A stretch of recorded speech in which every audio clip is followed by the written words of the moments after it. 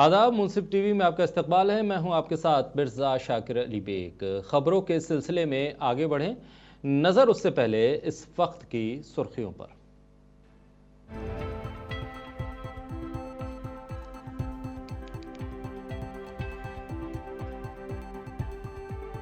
रांची में भारत की धमाकेदार जीत, सीएम हेमंत सोरेन ने दी बधाई। सीनियर एथलीट चैंपियनशिप में भारत बना overall champion. CM Hemant Soren ने लोक आस्था के महापर्व छठ पूजा की प्रदेशवासियों को दी बधाई। बोले, छठी मैया सभी की मनोकामनाएं पूरी करे। गढ़वा में छठ महापर्व पर पूर्व मंत्री मिथिलेश ठाकुर ने व्रतियों को फल बांटे। छठी मैया से सभी की सुख शांति और समृद्धि के लिए दुआ मांगी। दुमका में सरकारी नौकरी की तैयारी कर रहा शातिर चोर गिरफ्तार। दुमका पुलिस ने प्रेस कॉन्फ्रेंस करके किया खुलासा।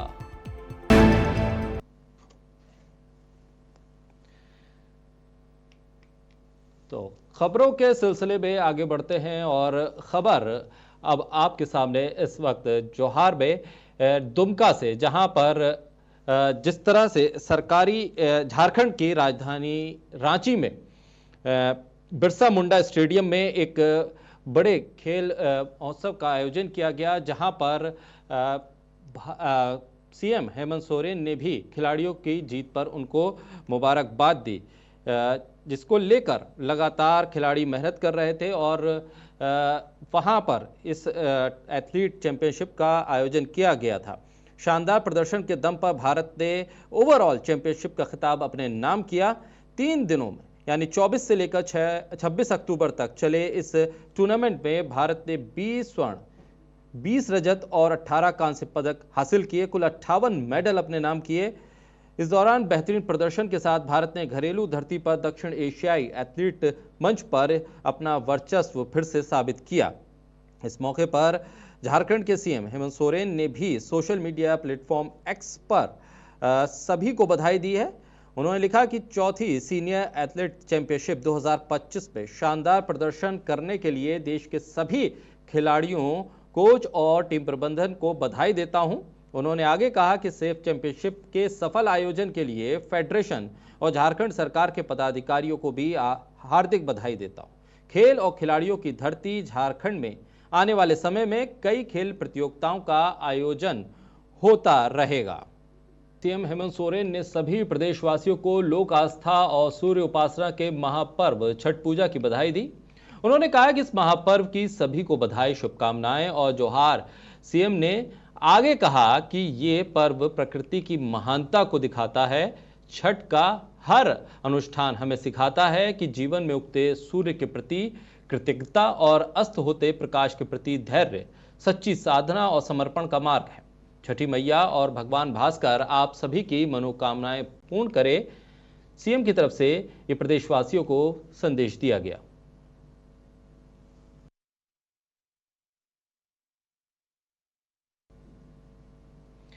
रांची में चाईबासा में रक्त चढ़ाने के बाद 5 थैलेसीमिया प्रभावित नाबालिगों के HIV पॉजिटिव पाए जाने पर केंद्रीय मंत्री संजय सेठ ने कहा है और एक बड़ा बयान दिया।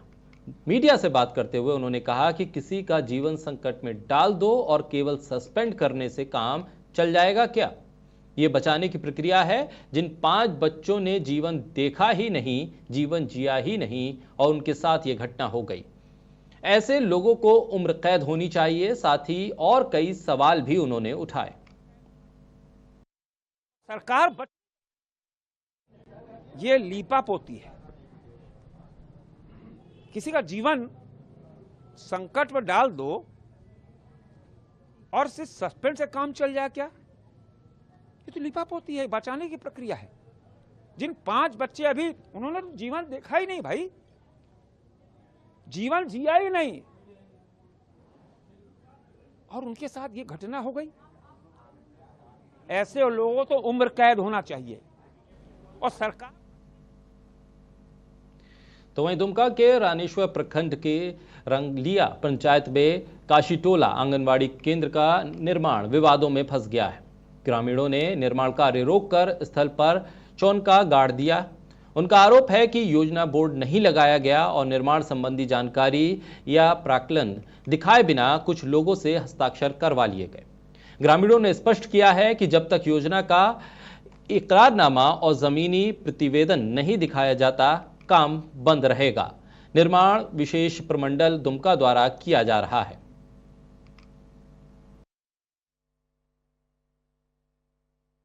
रोड में आंगनबाड़ी बनवा रहा है। रोड में इसलिए हम ही लोग चक्का गाड़ दिए। आदमी अच्छा, हम लोग को बिना जानकारी दे करके वो भी रोड में पुल ही में बना रहा है। तो वहीं गढ़वा में छठ महापर्व पर पूरे शहर में भक्ति की धारा बह रही है। रंका मोड़ स्थित घंटाघर पर पूर्व मंत्री और झारखंड मुक्ति मोर्चा के केंद्रीय महासचिव मिथिलेश कुमार ठाकुर ने अपने परिवार के साथ छठ व्रतियों को फल, नारंगी, सिंगाड़ा, मूंगफली, नारियल और पूजा सामग्री का वितरण किया।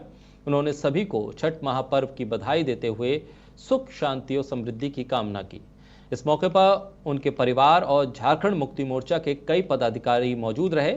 छठ पर्व सूर्यदेव और छठी मैया की पूजा का महत्वपूर्ण पर्व है।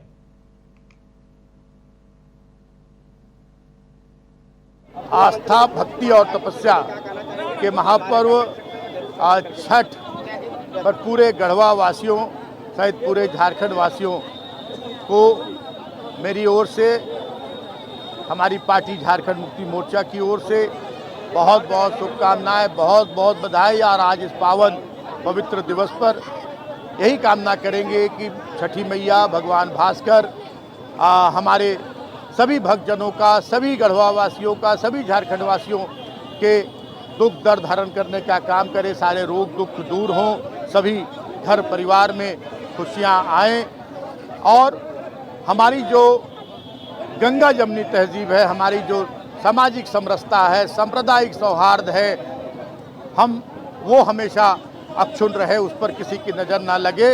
हमारे माननीय मुख्यमंत्री हेमंत सोरेन जी को इतनी शक्ति प्रदान करें, इतनी शक्ति प्रदान करें। छठी मैया, भगवान भास्कर, गुरु जी, विश्वगुरु शिबू सोरेन जी का सपना साकार हो। जामताड़ा में छठ पूजा को लेकर बाजारों में श्रद्धालुओं की भारी भीड़ देखी जा रही है। व्रतधारियों द्वारा पूजा सामग्री, फलों की खरीदारी के लिए लोग सुबह से ही बाजारों का रुख कर रहे हैं। वहीं फल दुकानों पर आम दिनों की तुलना में भीड़ तो बढ़ी है, लेकिन दामों में कोई विशेष बढ़ोतरी देखने को नहीं मिल रही। दुकानदारों का कहना है कि इस साल फलों की आपूर्ति पर्याप्त मात्रा में होने से कीमतें सामान्य बनी हुई हैं। केला, सेब, नारियल, संतरा और मौसमी जैसे फलों की बिक्री जोरों पर है। वहीं श्रद्धालु बताते हैं कि छठ महापर्व आस्था का प्रतीक है, इसलिए कीमतें चाहें जो हों, तैयारी पूरी श्रद्धा से की जा रही है। रेट भी इस बार सही है फल का। अन्य वर्ष के भांति इस बार फल का रेट पिछले वर्ष से कम है। बाजार में रौनक दिख रही है, बाजार में अच्छा माहौल है, छठ का पूरा माहौल है। आप देखते हैं बगल में स्टेशन है, वहाँ भी छठ की गीत बज रही है, तो माहौल अच्छा चल रहा है बाजार में। इससे भी फल सस्ता है। छठ पूजा में आदमी को मन में रहता है कि छठ में दाम ज़्यादा हुआ, दाम ज़्यादा हुआ। अंदिना से आज रेट कम है हर फल में। जैसे आपको किसी भी टाइम दिन आइएगा तो आपको सेब मिलता है 120, 140, 160। आज 100 रुपये से लेकर 140 तक है। आपको संतरा डेली आपको 100 रुपये केजी मिलता है, आज भी वही 100 रुपये केजी, 80 रुपये केजी है। 60 रुपये दर्जन बिकता है, 40 रुपये दर्जन है केला पर डे से। तो वहीं डुमरी में लोक आस्था के तीसरे दिन छठ व्रतियों ने डूबते हुए सूर्य को अर्घ्य दिया। वहीं व्रतियों ने लोगों की सुख, शांति और परिवार में समृद्धि की कामना की। वहीं छठ घाटों पर काफी संख्या में भक्तों की भीड़ देखी गई, जबकि छठ घाट के रास्तों में कई समाजसेवी और अलग अलग संस्था के लोगों ने फल और दूध का वितरण किया। वहीं पूरा माहौल छठ गीतों से भक्तिमय हो गया, जबकि छठ के भीड़ भाड़ को देखते हुए प्रशासन काफी मुस्तैद दिखा और छठ घाटों सहित रास्तों में भी पुलिस के जवान अपनी ड्यूटी पर तैनात दिखे। जबकि मंगलवार को छठ व्रती सुबह उगते हुए सूर्य को अर्घ देंगी। इसी के साथ 4 दिनों तक चलने वाले छठ महापर्व की समाप्ति हो जाएगी।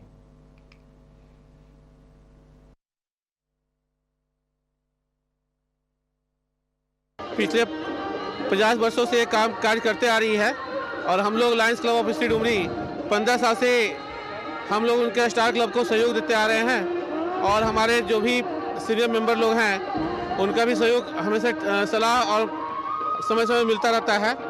और समस्त नगरवासियों की ओर से हम सभी को छठ व्रतियों को इस अर्घा घाट के छठ घाट पर हार्दिक अभिनंदन करते हैं, उनको शुभकामनाएं देते हैं। लायंस क्लब ऑफ इसरी डुमरी की ओर से इसरी नगर वासियों को छठ पर्व की हार्दिक शुभकामनाएं।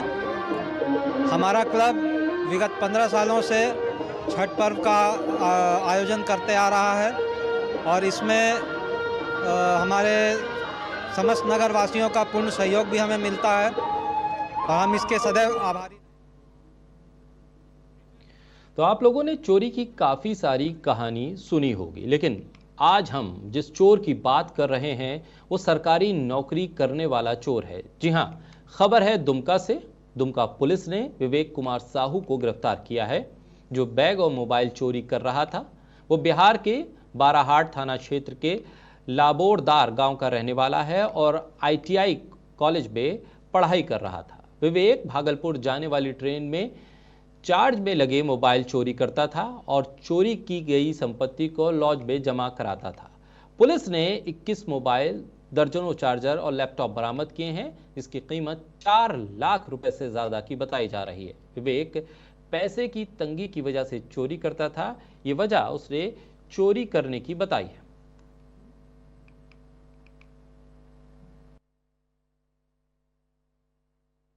एक ट्रेन का यात्री फ़ोन करके सूचित किया था कि मेरा मोबाइल चोरी हो गया है और एक अपना नंबर दिया हुआ था। उस नंबर को हम लोग ट्रेस किए तो हमारे थाना क्षेत्र में रसिकपुर एरिया में उनका लोकेशन दिखा रहा था। तो उसी आधार पे हम लोग छापामारी किए तो हम लोग के हाथ लगा और जब एक लॉज में रहता था, रसिकपुर ही एरिया में है लॉज, और वहाँ जब छापामारी किए तो वहाँ से 21 मोबाइल और एक लैपटॉप और बहुत सारा चार्जर हम लोग को मिला था। जब पूछताछ किए तो इनको जरा बताया गया कि ये मूल रूप से ट्रेन में ही जब लोग सो जाते हैं तो बैग ये उठा लेते थे या कोई चार्जर में चार्जिंग में लगाया है तो मोबाइल को उठाकर ले जाते थे। इस तरह से इनका झरसुगड़ा तक ये ट्रेन में आना जाना करते थे और इधर बिहार भागलपुर वहाँ तक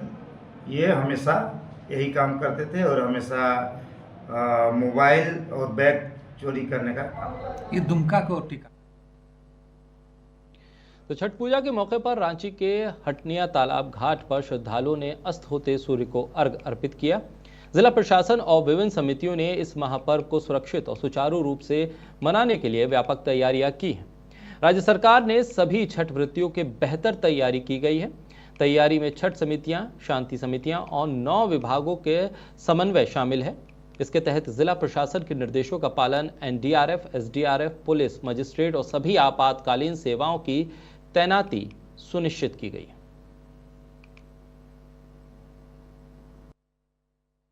छठ पर्व बहुत ही आस्था की पर्व है और राज्य सरकार का जिला प्रशासन को सख्त निर्देश है कि छठ व्रतियों को किसी तरह का भी कोई समस्या नहीं हो, वो सारे इंतजाम हम लोगों को करना है। उसी के आलोक में बहुत पहले से हम लोगों को सभी जो छठ समिति है, फिर शांति समिति के लोग और सभी हमारे अलग अलग 9 डिपार्टमेंट से मिलकर हम लोगों ने तैयारी किए हैं और आज शाम की अर्घ जो दिया जा रहा है और काफ़ी सुरक्षित रूप से किया जा रहा है। सभी जिला प्रशासन के द्वारा दिए गए निर्देशों को लोगों ने यथासंभव अनुपालन भी किया जा रहा है और हम लोगों ने NDRF, SDRF, पुलिस, मैजिस्ट्रेट और हर तरह की इमरजेंसी सर्विसेज सब तैनात की। तो वहीं चाईबासा में नेशनल हाईवे पर दिन में नो एंट्री लागू करने की मांग को लेकर लोग सड़क पर उतर आए। उन्होंने मुख्य सड़क पर बैठकर जाम किया और मंत्री दीपक बरुआ के आवास के घेराव की कोशिश की, जिसे पुलिस ने रोक दिया। लोग कह रहे हैं कि आए दिन सड़क दुर्घटना में लोगों की जान जा रही है, लेकिन किसी का ध्यान इस तरफ नहीं है। उनका कहना था कि सुरक्षा सुनिश्चित करने के लिए तुरंत दिन में नो एंट्री नियम लागू किया जाए। पिछले हम लोग डेटा निकाले पूरे 1 साल का, 1 साल में 155 लोगों की मृत्यु हुई। इसका मतलब है कि 2 दिन में औसतन 1 व्यक्ति की मृत्यु हो रही है इसी बाईपास रोड में दिन में भारी वाहनों का संचालन के कारण। और इसका कई बार हम लोग परिवहन मंत्री से मिले, परिवहन मंत्री को अवगत कराया गया, उसको मेमोरेंडम दिया गया, या जितने प्रशासनिक पदाधिकारी है उस सबको भी हम लोग मेमोरेंडम दिए, लेकिन ये कोई सुनवाई नहीं हो रही है। इसका मतलब है कि यहाँ शासन प्रशासन, यहाँ के नेता मंत्री और यहाँ जो परिवहन मंत्री खासकर, उसका ये कतई इसका ये मानसा नहीं है कि यहाँ लोग सुरक्षित रहे। नहीं तो आप यहाँ दिन में, हम लोग यहाँ लगभग यहाँ हम रह रहे 10 साल से रह रहे हैं, दिन में नो एंट्री लगा था। अब जैसे ही मंत्री बने दीपक बिरुवा जी, तब से नो एंट्री खुल गया है और यहाँ दिन में भारी वाहनों का परिचालन चल रहा है। और आप देखेंगे यहाँ तो वहीं पटना में जनशक्ति जनता दल प्रमुख तेज प्रताप यादव ने बिहार के लोगों को छठ पूजा की शुभकामनाएं दी है। आगे उनका क्या कुछ कहना है, आइए सुनिए। बिहार के लोगों को पवित्र पावन पर्व जो सब लोग मनाते हैं, सेलिब्रेट करते हैं, पूरे देश दुनिया में लोग इस पर्व को मनाते हैं। सर चर्चा छठ की ढेर सारी शुभकामनाएं। सर चर्चा में कुछ ये भी है कि आपके कुछ विधायक विरोधित जाते हैं, तो आपके साथ आप आरजेडी में एक्ट करेंगे सर? नहीं, गलत बात है, सब खारिज करते हैं, सब बात गलत है। जिन्होंने भी बोला है गलत बात बोला। वक्फ संशोधन कानून को लेकर तेजस्वी यादव के बयान पर केंद्रीय मंत्री किरण रिजिजू का बयान भी सामने आया। उन्होंने कहा है कि तेजस्वी यादव को इतना भी समझ में नहीं आता कि संसद में जो बिल पारित होता है वो देश भर में लागू होता है, उसे राज्य सरकार फाड़ नहीं सकती। उन्हें इतना भी नहीं पता कि राज्य सरकार के क्या अधिकार होते हैं, वो राज्य कैसे चलाएंगे, वो बताएं कि संविधान को मानते हैं या नहीं। यह आपत्तिजनक बात है, राहुल गांधी को भी जवाब देना चाहिए। जो तेजस्वी यादव ने कहा है कि वक्फ बिल जो अभी एक्ट हो चुके हैं फाड़ के फेंक देंगे अगर वो सत्ता में आया, तो उसको इतना भी समझ में नहीं आता है क्या कि पार्लियामेंट में जो बिल पास होते हैं वो देश भर में लागू होते हैं और राज्य सरकार वो बिल को या वो एक्ट को फाड़ नहीं सकते हैं। अपने आप को मुख्यमंत्री पद का दावेदारी देते हुए इतना भी उसको ज्ञान नहीं है कि मुख्यमंत्री स्टेट गवर्नमेंट का क्या अथॉरिटी होता है और हमारे संविधान में क्या लिखा है उनको नहीं मालूम, तो फिर वो स्टेट कैसे चलाएंगे? वो तो अफसोस की बात है। तो ये आरजेडी वाला, कांग्रेस वाला बताए कि वो संविधान को मानते कि नहीं मानते, पार्लियामेंट को मानते। तो वहीं पटना में वक्फ संशोधन कानून को लेकर तेजस्वी यादव के बयान पर उत्तर प्रदेश के उप मुख्यमंत्री केशव प्रसाद मौर्य का बयान भी सामने आया। उन्होंने कहा कि ये भारत की संसद का अपमान है, भारत के संविधान का अपमान है, कानून बन गया है और वो यानी कि तेजस्वी यादव बोल रहे हैं कि हम इस कानून को कूड़ेदान में डाल देंगे। मुस्लिम तुष्टीकरण की घिनौनी राजनीति को बिहार की जनता समझती है। इसका जवाब जनता 6 और 11 नवंबर को ब्याज के साथ देगी। ये भारत की संसद का अपमान है, भारत के संविधान का अपमान है। जो कानून बन गया है और उसको यहाँ पर अगर वो ऐसा बोल रहे हैं कि हम उस कानून को कूड़ेदान में डाल देंगे, तो यह तो भारत रत्न संविधान निर्माता बाबा साहब डॉक्टर भीमराव अम्बेडकर जी का भी अपमान करने का दुस्साहस कर रहे हैं और मुस्लिम तुष्टीकरण की घटिया और घिनौनी जो राजनीति कर रहे हैं, इसे मुझे लगता है बिहार की जनता भली प्रकार समझती है और इसका जवाब 6 तारीख को 11 तारीख को ब्याज के साथ ऐसे हिसाब से देगी कि इनको लगेगा कि इस प्रकार की बातें करना, बरगलाने के लिए बातें करना, गुमराह करने के लिए बातें करना, धोखाधड़ी करने के लिए बातें करना, ये नहीं चलेगा। अब जंगल राज की वापसी भी। तो वहीं जन स्वराज पार्टी के संस्थापक प्रशांत किशोर ने कटिहार का दौरा किया। जनता से मिलते जुलते 80 लाख से ज्यादा बिहार के बच्चे दूसरी जगहों से जानवरों की तरह ट्रेन और बस से यहां आए हैं। जन स्वराज ने एक ही वादा किया है कि अगर 14 तारीख को जन स्वराज की व्यवस्था बन गई तो जो लोग छठ में घर आए हैं वो अब उन्हें 10-12 हज़ार रुपए की मजदूरी के लिए वापस नहीं जाना है। 11 तारीख को स्कूल के बस्ते छाप पर बटन दबाएं और 14 तारीख के बाद अपनी फैक्ट्री के लोगों को बता दीजिए कि अब आप वापस नहीं जाएंगे। 80 लाख से ज्यादा बिहार के बच्चे दूसरे जगह से आए हैं, जानवर की तरह ट्रेन में, बस में कुचा के, और रास्ता भर में लड़का सब मिल रहा है, कह रहे भैया जन स्वराज को देख रहे हैं कि नई व्यवस्था बन जाएगी यहाँ, तो हम लोग वापस नहीं जाना चाहते हैं। तो जन स्वराज ने एक ही वादा किया है, अगर 14 तारीख को जन स्वराज की व्यवस्था बन गई तो जो लोग छठ में घर आए हैं अब इनको 10-12 हज़ार के मजदूरी के लिए वापस नहीं जाना है। कोलकाता में पश्चिम बंगाल की मुख्यमंत्री ममता बनर्जी ने घाट पर छठ पूजा 2025 के तीसरे दिन आयोजित कार्यक्रम में शिरकत की। इस दौरान उन्होंने मंच से खिताब करते हुए कहा कि आज छठी मैया की पूजा है। छठ माता आप सभी लोगों को स्वस्थ रखे, आपके परिवार को अच्छा रखे, आपको आगे बढ़ाए, ये कामना है। बहुत सारी जगहें हैं जहां पर पूजा करने के लिए पानी नहीं है, लेकिन हमारे द्वारा कई पॉट की व्यवस्था की गई है ताकि नज़दीक में ही जाकर पूजा की जा सके। हमारी सरकार द्वारा छठ पूजा के लिए 2 दिन की छुट्टी भी दी जाती है।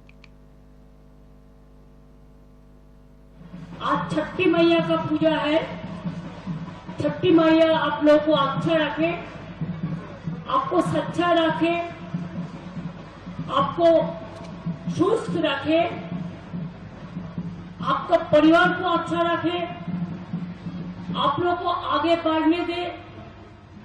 बहुत मुश्किल से एक पूजा किया जाता है। 36 घंटा कुछ खाना नहीं खाएंगे।